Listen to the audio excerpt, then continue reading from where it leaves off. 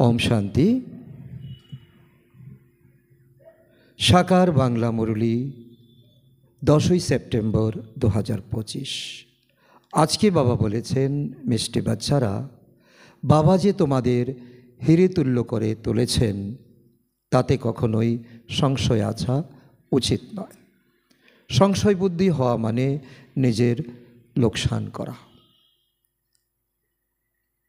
পরমপিতা পরমাত্মা রোজ প্রতিদিন শিক্ষক রূপে এসে আমাদেরকে এই মুরলীর প্রথম অংশটা দেন, যাতে আমরা বিচার সাগর মন্থন করি। শাস্ত্রে দেখিয়েছে সাগর মন্থন, বাস্তবে এই সময় হলো বিচার সাগর মন্থন। তো বিচার সাগর মন্থন এটাই দাঁড়ায় যে তিনি আমাদেরকে হিরোতুল্য করতে এসেছেন। আমাদের ঈশ্বরীয় বিশ্ববিদ্যালয়ের ব্রহ্মকুমারীস বাংলা সংকলনে একটা গানও আছে, হীরের মতো জীবন পেলেম, মুক্তোর মতো মন, হয়েছি ধন্য ধন্য আমি, পেয়ে তোমারই এই জ্ঞান ধন। বাস্তবে এই জ্ঞান ধনই হলো আমাদের মার্গ প্রদর্শক, আমাদের জীবন দর্শন। তো কখনো বাচ্চারা নিশ্চয় বুদ্ধি হয়, কখনো সংশয় বুদ্ধি হয়ে এই জ্ঞান ছেড়ে মায়ার কুলে চলে যায়। তো বাবা প্রথমেই বলছেন যে এর উপর কখনো সংশয় আসা উচিত নয়। সংশয় বুদ্ধি বিনাশন্তি, নিশ্চয় বুদ্ধি বিজয়ন্তী। আজকের প্রশ্ন, মানুষ থেকে দেবতা হওয়ার পড়াশোনায় পাশ করতে পারার মুখ্য আধার কি? উত্তর, নিশ্চয়। নিশ্চয় বুদ্ধি হওয়ার জন্য সাহস থাকা চাই। মায়া এই সাহসকে ভেঙে দেয়, সংশয় বুদ্ধি বানিয়ে দেয়। চলতে চলতে যদি পড়াশোনার উপরে বা পড়াচ্ছেন যিনি, সেই সুপ্রিম টিচারের উপরে সংশয় জাগে, তবে নিজের আর অপরের অনেক লোকসান করবে। তো যখন আমাদের এইম অবজেক্ট দেওয়া হয়েছে যে আমরা নর থেকে নারায়ণ, নারী থেকে লক্ষ্মী হতে পারি, আর তার জন্য তো শ্রীমত একটাই, তুমি নিজেকে আত্মা মনে করে আমাকে স্মরণ করো। তো এই শক্তিশালী যে ভিত আমাদের, যে আমাদের স্তম্ভ, এই স্তম্ভর মধ্যেই আঘাত আনে মায়া, আর এই আঘাতটা আনে আমাদের মনের সংশয়। লৌকিকে আমরা পড়াশোনা করেছি, কিন্তু লৌকিকে কখনো আমাদের যারা ভালো পড়াশোনা করে তাদের মধ্যে কখনো সংশয় আসে? সংশয় আসলে সে ডাক্তার হতে পারবে না, ইঞ্জিনিয়ার হতে পারবে না, তো জীবনে কোনো উচ্চ পদের অধিকারী হতে পারবে না। তো এখনও বাবা বলছে সাহস থাকা চাই, নিশ্চয় থাকা চাই, মায়া যাতে কখনো তোমার নিশ্চয় ভেঙে না দেয়। আজকের গীত, তুমি হলে ভালোবাসার সাগর, আর আমি তোমার এক বিন্দুর পিপাসী। তো এটা তো আমরা ভক্তিতে গেয়েছি। এখন পরমপিতা পরমাত্মাকে জেনে, এখন ব্রাহ্মণ হয়ে, এখন এই গানটাকে অন্যভাবে অর্থ করা উচিত। কারণ প্রেমের সাগরে আমাদের এখন লীন হয়ে যাওয়া উচিত। এক বিন্দুতে আমাদের চলবে না, কারণ প্রেমের সাগর বাবা এসে রোজ আমাদেরকে স্নাত করাচ্ছেন। ওম শান্তি। আত্মারূপী বাচ্চাদের প্রতি শিব বাবা বোঝাচ্ছেন, বাচ্চারা তোমরা বাবার মহিমা করছো, রাত দিন মহিমা করছো। তুমি হলে প্রেমের সাগর, আমি তোমার সন্তান, প্রেম স্বরূপ আত্মা, তাই না? ভক্তিতে কি বলতে, তুমি প্রেমের সাগর, আমি তোমার এক বিন্দুর পিপাসী। এখন তো এটা বলবে না। তাকে জ্ঞান সাগরও বলা হয়। যখন জ্ঞানের সাগর হলেন একজনই, তবে বাকিদের দুনিয়াতে যারা আছে, বিদ্বান, পণ্ডিত, গুরু, গোসাই, তাদেরকে কি বলা হবে? অজ্ঞান বলা হবে। কারণ জ্ঞান আর অজ্ঞানেরই তো খেলা চলে আসছে, যেমন রাম আর রাবণের খেলা। তো এখানে হলো জ্ঞান আর অজ্ঞানের খেলা। জ্ঞান থাকেই একমাত্র পিতা পরমাত্মার কাছে। এই জ্ঞানের দ্বারা তিনি কি করেন? আমাদেরকে সাজিয়ে তোলেন, নতুন দুনিয়ায় আমাদেরকে প্রেরণ করেন, নতুন দুনিয়া স্থাপন হয়। কেউ উচ্চতম পদ পায়, কেউ মধ্যম পদ পায়, কেউ আবার কনিষ্ঠ পদ পায়। এরকম না যে নতুন দুনিয়া রেডিমেড তৈরি করা থাকে তা নয়। নতুন দুনিয়া তো হলোই অবিনাশী। এখন তোমাদের দ্বারা তোমরা পড়াশোনা করে এখন তোমরা পাস করলেই, এখন তোমরা পাস উইথ অনার হলেই নতুন দুনিয়াতে তোমরা যেতে পারবে। শুধু পুরানো দুনিয়াকে পরিবর্তন করে নতুন করা হয়, রিজুবিনেট করা হয়। এমন নয় যে দুনিয়া একেবারে প্রলয় হয়ে যায়, এটাও নয়। সমগ্র দুনিয়া কখনো বিনাশ হয় না, খণ্ড খণ্ড খণ্ড খণ্ড ঘটনা ঘটে। পুরানো যেটা আছে সেটাই পরিবর্তিত হয়ে নতুন হয়ে ওঠে। তো বাবা একথাও বুঝিয়েছেন। তো এটা হলো পুরানো ঘর যেখানে তোমরা বসে আছো। জানো যে আমরা নতুন গৃহে যাব। এই দুনিয়াটা এখন কলিযুগ, আর আমাদের জন্য বাবা শতযুগ তৈরি করছেন। যেমন পুরানো দিল্লি, এখন পুরানো দিল্লি বিলুপ্ত হবে, তার পরিবর্তে এখন নতুন দিল্লি তৈরি হচ্ছে, যা হবে যমুনার কণ্ঠে। এবং তোমরা দেবী দেবতা গিয়ে সেখানে বসবাস করবে। এটা গ্রামের মতো সংখ্যা হবে, 9 লাখ আত্মা সেখানে থাকবে। এখন তো নতুন কি করে হতে হয়? প্রথমে তো ওখানে যাওয়ার মতো, ওখানে গিয়ে থাকার মতো যোগ্যতা অর্জন করতে হয়। নতুন দুনিয়াতে তো তোমরা ছিলেই সর্বগুণ সম্পন্ন, 16 কলা সম্পন্ন। তোমাদের এইম অবজেক্ট হলো নর্থ থেকে নারায়ণ হওয়া, লক্ষ্মীনারায়ণের দুনিয়াতে যাওয়া। পাঠশালাতে তো এইম অবজেক্ট অবশ্যই থাকবে, তাই না? যারা পড়াশোনা করে তারা জানে যে আমি মেডিকেল পড়াশোনা করে আমি সার্জন হব, আর এই ওকালতি পড়াশোনা করে আমি ব্যারিস্টার হব, বড় উকিল হব। এই ক্ষেত্রে তোমরা জানো যে আমরা এখানে এসেছি মানুষ থেকে দেবতা হতে, সাধারণ কথা নয়। আর তাকে এই সময় আমাদের ভাব সম্প্রসারণ করতে হবে, ভাবার্থ করতে হবে। তো বাবা আজকে এই মর্মার্থ কি কেন দিয়েছেন? তাকে বিচার মন্থন করার জন্য। তো এই অনেকে এই অবজেক্টে বুঝতে পারে, পড়াশোনা করতেই থাকে অন্তিম পর্যন্ত, লক্ষ্য রাখে অন্তিম সময় পর্যন্ত আমি পড়াশোনা করব। কেউ আবার পড়াশোনা ছেড়েও দেয়, মনে করে এই পড়াশোনাতে তো কিছুই দেখতে পাওয়া যায় না, ধরতে পাওয়া যায় না, অবশ্যই এটা রং হবে, ভুল হবে। তো এই অবজেক্ট আমার কখনো পুরা হবে না, এরকম কখনো হতে পারে না।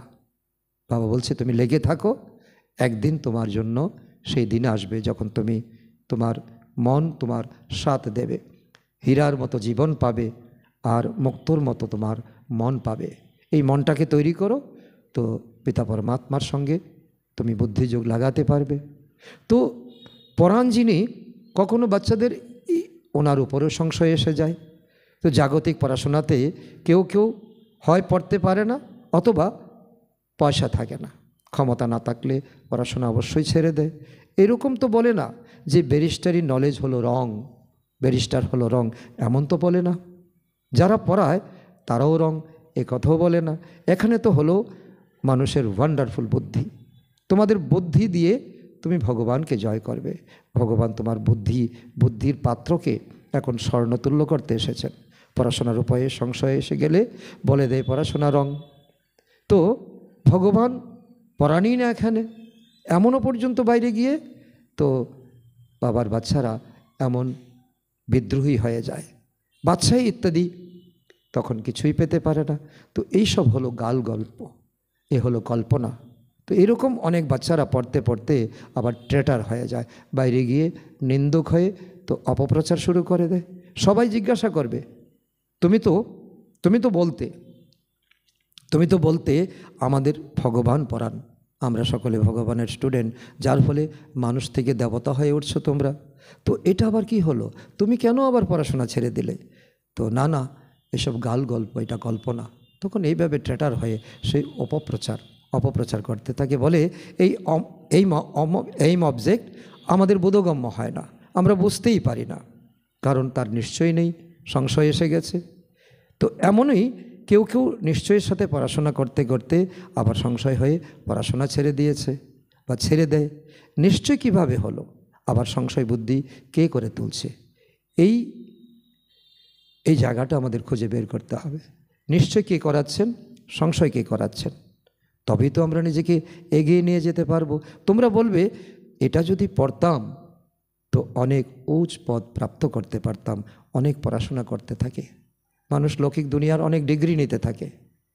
তো ব্যারিস্টার পড়তে পড়তে আবার অর্ধেক জায়গায় এসে পড়াশোনা ছেড়ে দেয়।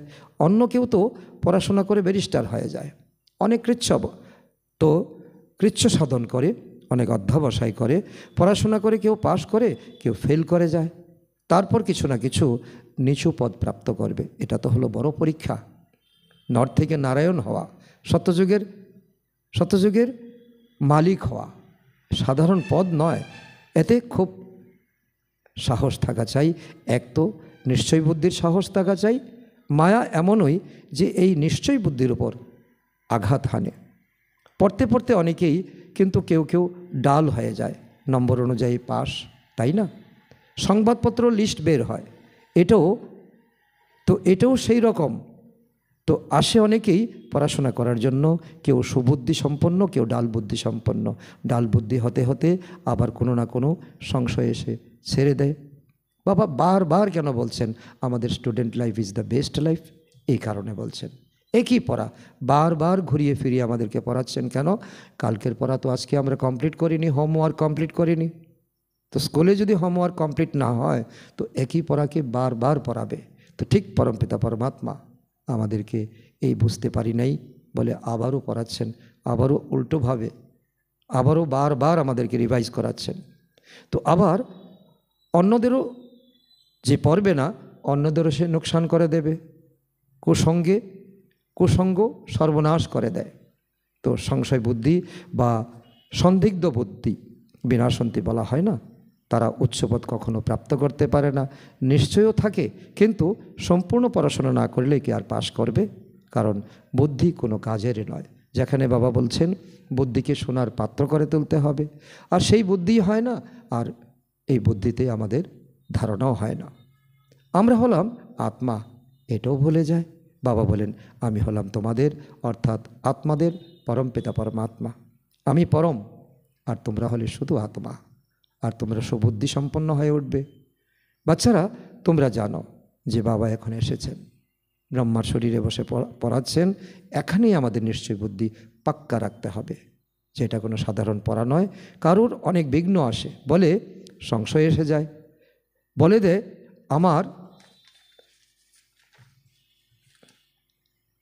অমুক ব্রাহ্মণের উপর বিশ্বাস হয় না। কারণ প্রত্যেকটা সেন্টারে কেউ না কেউ নিমিত্ত থাকে।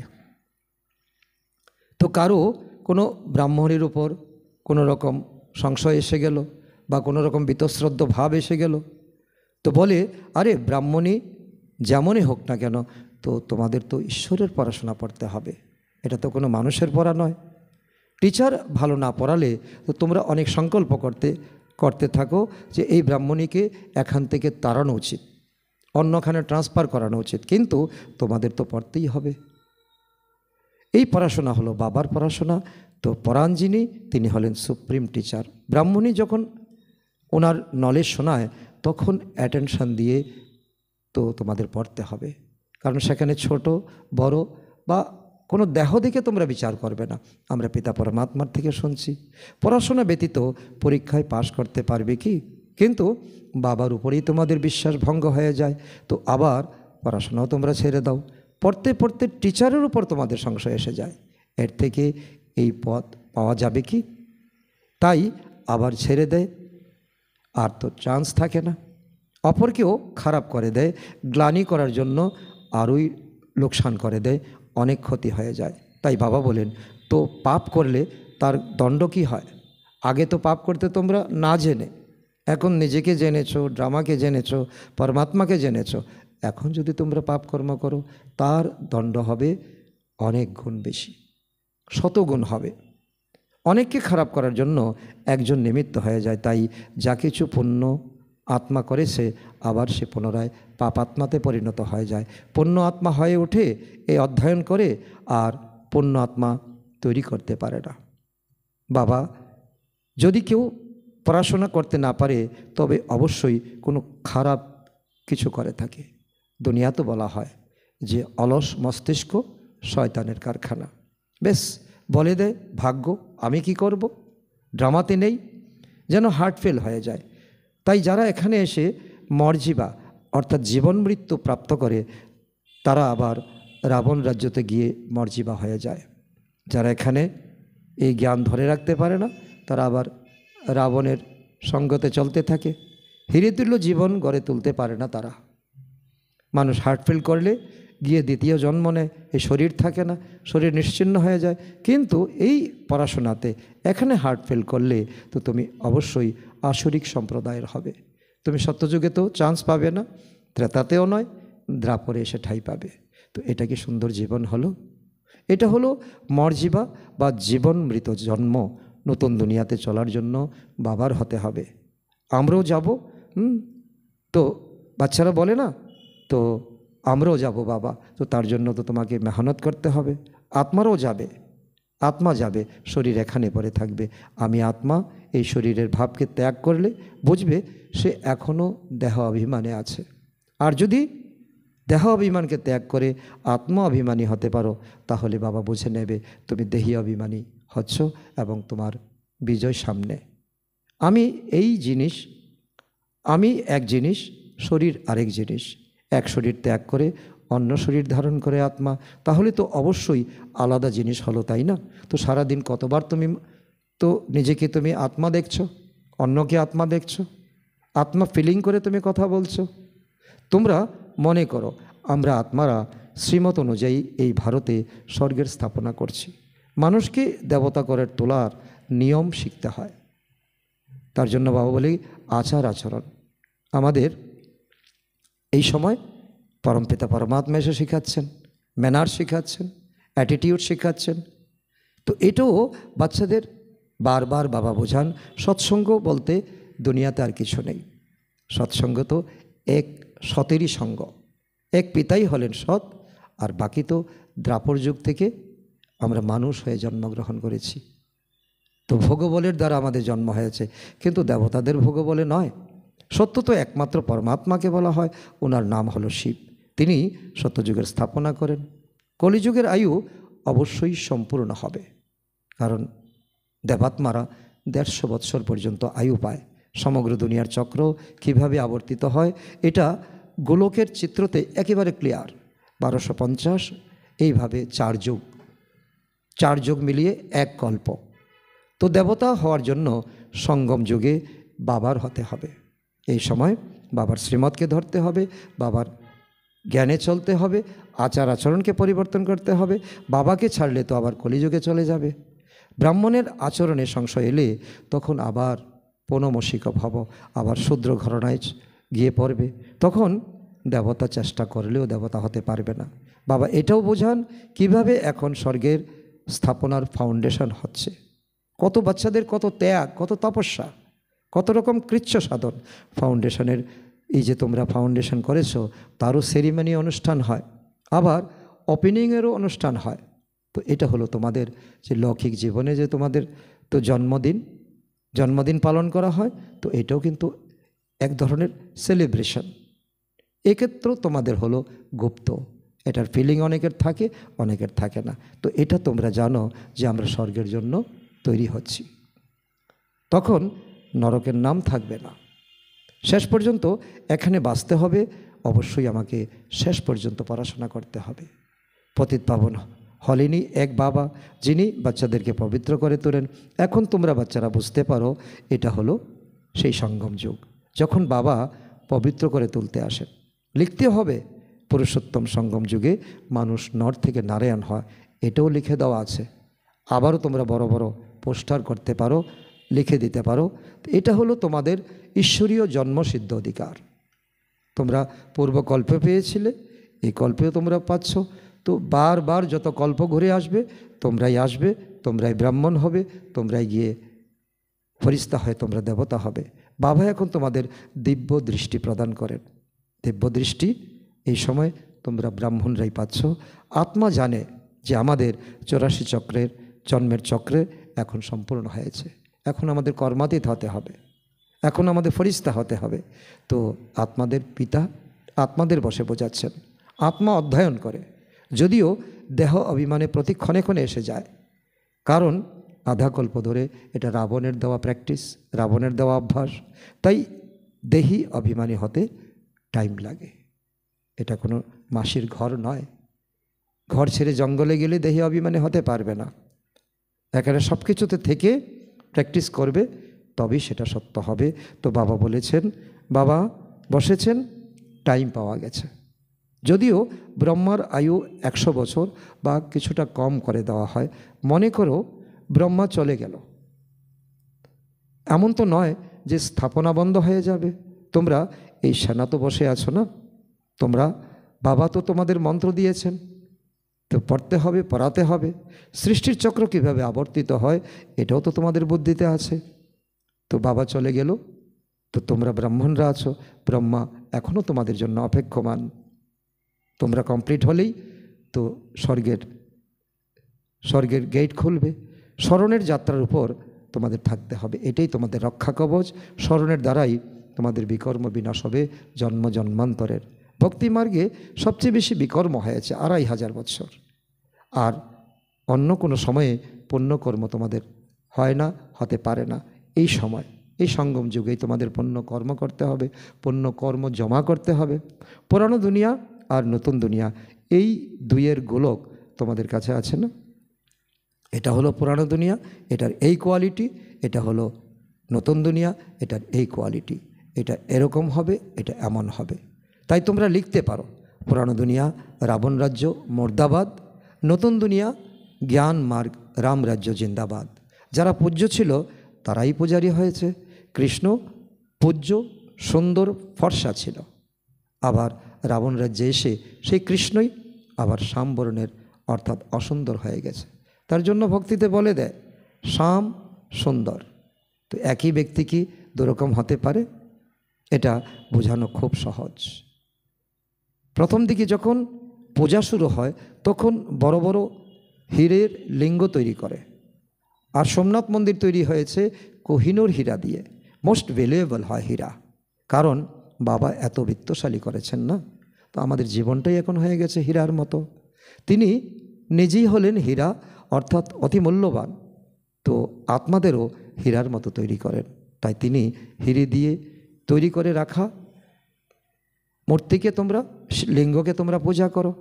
হীরা যখন আংটি লাগাও তখন হীরা সবসময় মধ্যে স্থান পায়। পোকরাজ ইত্যাদির সাথে হীরার কোনো তুলনাই হয় না, সেজন্য হীরেকে মধ্যবর্তী স্থানে রাখা হয়। এর দ্বারা 8 রত্ন বিজয়মালা দানা গড়ে ওঠে। সবচেয়ে ভ্যালু বেশি হয় হীরার। এছাড়া নম্বর অনুযায়ী হয়। তো এটা কে তৈরি করেন?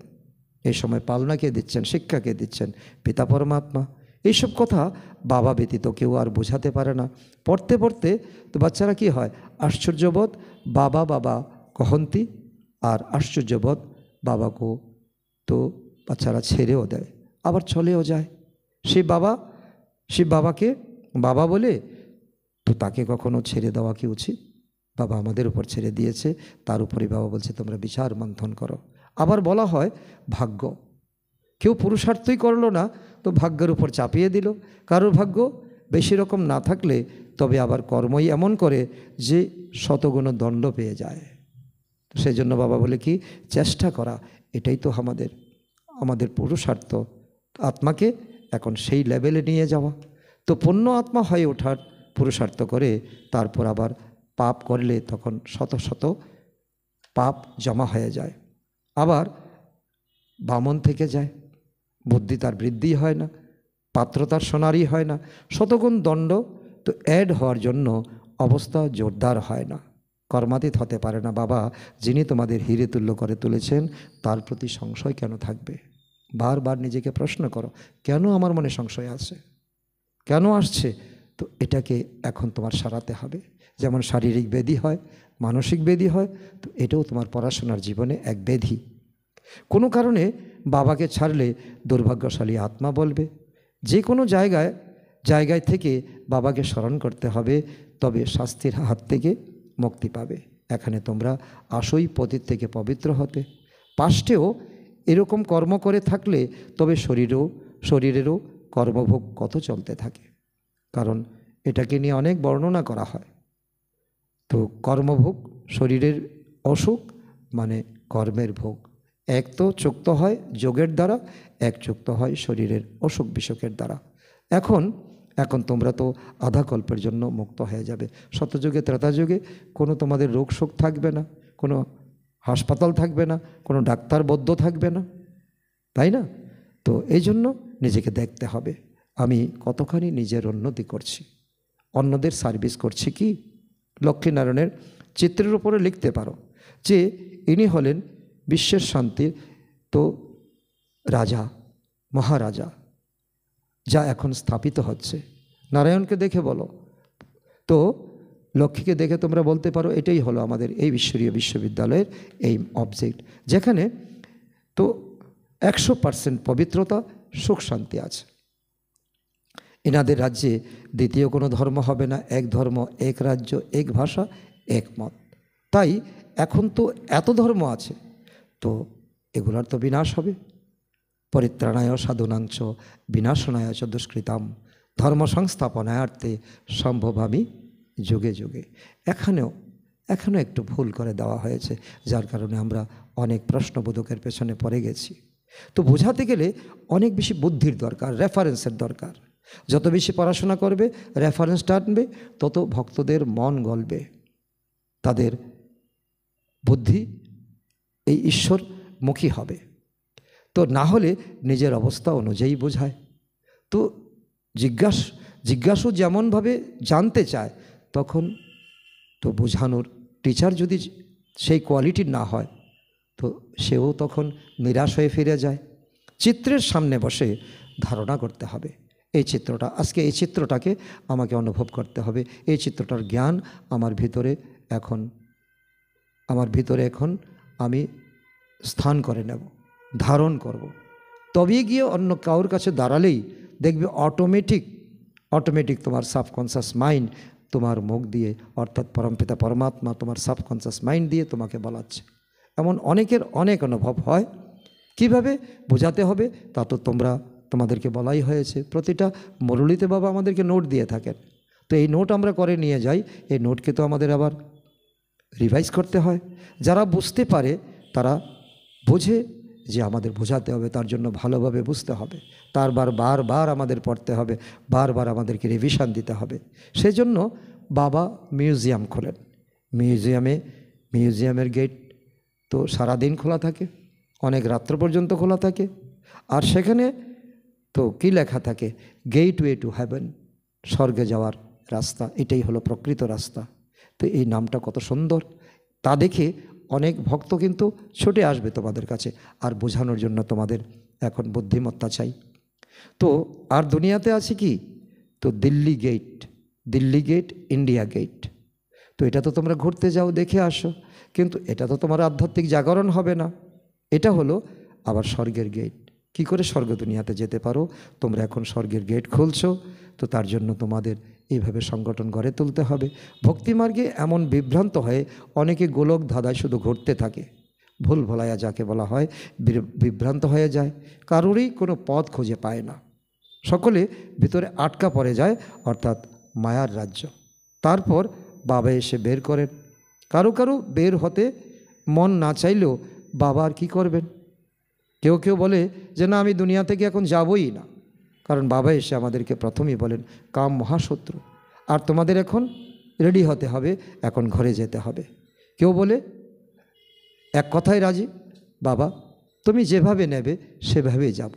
কেউ বলে আরও কিছুদিন ঘুরে নেই, কেউ বলে আমি দুনিয়া থেকে যাবই না। 3 ধরনের আত্মা থাকে। তো বাবা বলছি কি, তুমি কোন ধরনের আত্মা? তুমি কি পিতা পরমাত্মার সঙ্গে এক কথায় রাজি, না আরও কিছুদিন ঘুরবে, না যাবেই না? সেজন্য বাবা বলেন সবচেয়ে দুর্ভাগ্যশালীও এখানে দেখো, এই পড়াশোনা যারা করতে সংশয় বুদ্ধি এসে ছেড়ে দেয়, সংশয় বুদ্ধি হয়ে জন্মান্তরের জন্য নিজেকে খুন করে। ভাগ্য খারাপ হতে থাকলে তখন এমন দশা হয়, তখন নিজের কপালকে চাপড়ায়, ভাগ্যকে দোষ দেয়। গ্রহের ফের থাকলে সুন্দরের পরিবর্তে কুৎসিত হয়ে যায়। গুপ্ত আত্মা অধ্যয়ন করে, আত্মাই শরীর দ্বারা সব কিছু করে, আত্মা ব্যতীত, শরীর ব্যতীত তো কিছুই করতেই পারে না। এখন জীবাত্মা, আত্মা আছে শরীরে, এখন 20 নখ দিয়ে, হাতে পায়ের 20 আঙ্গুল 20 নখ দিয়ে এখন জি জান লাগিয়ে পুরুষার্থ করো। আত্মা মনে করার মধ্যেই হলো পরিশ্রম। আর এটার জন্য নিজেকে আত্মা দেখো, অন্যকে আত্মা দেখো, ডায়েরিতে লেখো, আর সারাদিন সাইলেন্সে থাকো। নিজেকে আত্মা নিশ্চয় না, আবার দেহ অভিমানে এসে যায়। তো সেজন্য বলা হয় যে আত্মা নিশ্চয় করতে পারছে না, তার মানে বুদ্ধি অন্যদিকে ছুটে চলছে, তার মানে দেহ অভিমান, অপমানিত বোধ হয়ে যায়, অনেক সময় দেহভান এসে যায়। আচ্ছা, মিষ্টি মিষ্টি হারানিধি বাচ্চাদের প্রতি মাতা পিতা বাপদাদার স্মরণের স্নেহ সুমন আর সুপ্রভাত। আত্মাদের পিতা তার আত্মারূপী বাচ্চাদের জানাচ্ছেন নমস্কার।